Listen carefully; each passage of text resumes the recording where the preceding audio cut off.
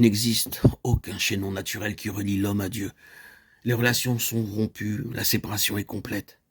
Quand, sur la croix, le Seigneur laissa échapper ce cri « Mon Dieu, pourquoi m'as-tu abandonné ?»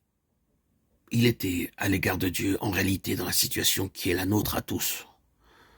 C'est le sachant et le voulant qu'il s'en alla occuper cette place abandonnée de Dieu que nous occupons sans le savoir. Entre l'homme naturel et Dieu, il y a un abîme, c'est un fait. On peut le nier. L'abîme demeure.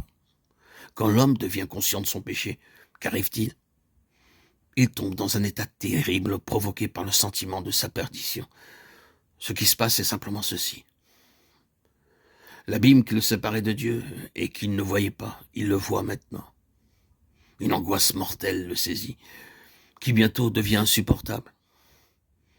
Il n'y a que le Saint-Esprit qui puisse ainsi nous faire toucher du doigt à quel point nous sommes perdus.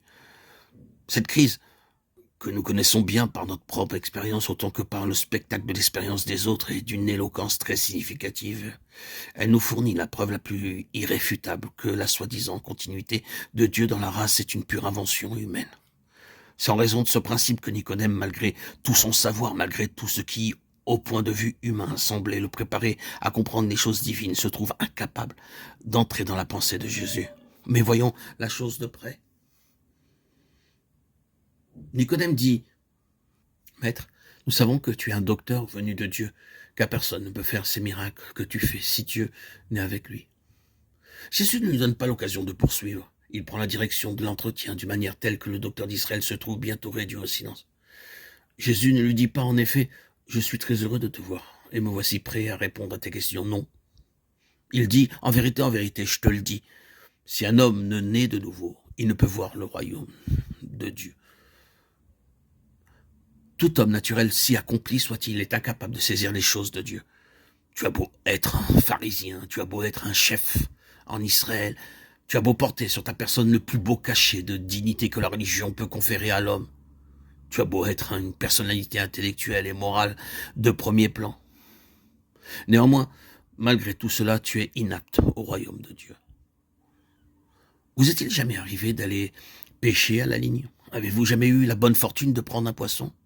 Avez-vous remarqué quand il est là, couché sur le sable, comme il ouvre la bouche, comme il regarde en face de lui, avec des yeux qui lui sortent presque de la tête?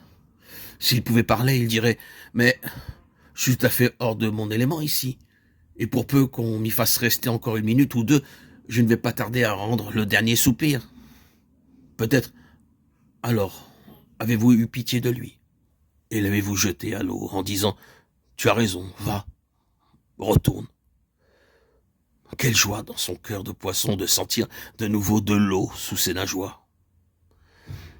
Ainsi en est-il pour nous, bien-aimés, tels que nous sommes.